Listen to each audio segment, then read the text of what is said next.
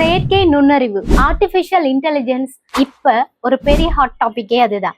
நாங்க படிக்கிறேன்டாலும் இப்ப ஏஐ பற்றி படிச்சா நல்ல அதுதான் நமக்கு பெனிஃபிட்டா இருக்குமென்று பலரும் யோசிச்சு கொண்டிருக்கிறாங்க. பலரும் அதைத்தான் படிக்கணும்னு முடிவுலையும் இருக்கிறாங்க.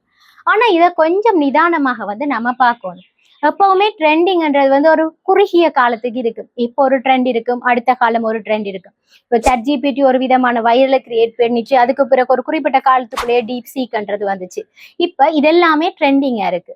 அப்ப நாம எப்பவுமே படிக்கக்குள்ள எந்த துறையிலையும் நம்மளால நின்று நீடித்து நினைக்கக்கூடிய மாதிரியும் அதுல தொடர்ச்சியா நாம படிச்சுட்டு அப்டேட் ஆகக்கூடிய மாதிரியும் ஒரு துறையை பயன்படுத்துறது நல்ல. உதாரணமாக நீங்க ஒரு பியூட்டி கல்ச்சர் எடுக்கும் போது அதை நீங்க எல்லாமே படிப்பீங்க. அதோட நெயில் ஆர்ட்ன்றது ஒரு சின்ன ஒரு பகுதியா இருக்கு. அதே மாதிரி தான் இந்த ஏஐயும். இப்ப இந்த ஏஐய நம்ம பயன்படுத்தலாம்.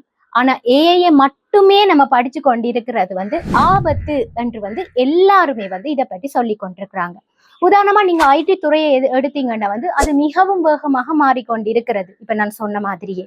ஆனாலும் இதுல பேசிக்கான ஃபவுண்டேஷன் உங்களுக்கு இருக்கணும். இப்போ ஒரு மொழியை பயன்படுத்தும் போது முதல் எழுத்துக்கள் என்ன, அதை உச்சரிக்கிறது எப்படி வாசிக்கிறன்றது சரியாக தெரிஞ்சால்தான் நம்ம அந்த மொழியில புலமையை பெற்றுக்கொள்ள முடியும்.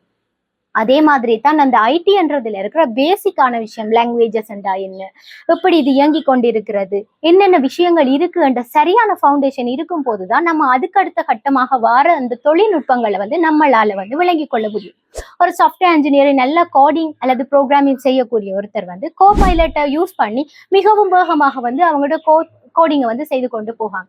ஸோ அதுக்கு முதல்ல கோடிங் வேண்டா என்ன, எப்படி எழுத வேண்டும் என்ற ஒரு முக்கியமான அடிப்படை அறிவு இருக்கும். ஸோ ஏஐ படிங்க.